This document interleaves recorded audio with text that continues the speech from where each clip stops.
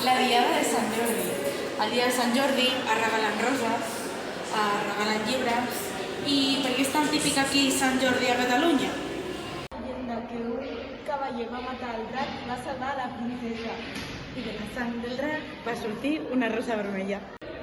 I ara, com tots els pasos, regalem roses. Molt més modern, no? A mi que em salvin amb un bon llibre amb una rosa vermella. Jordi és com Sant Valentí, però amb més cultura. No us oblideu dels dracs.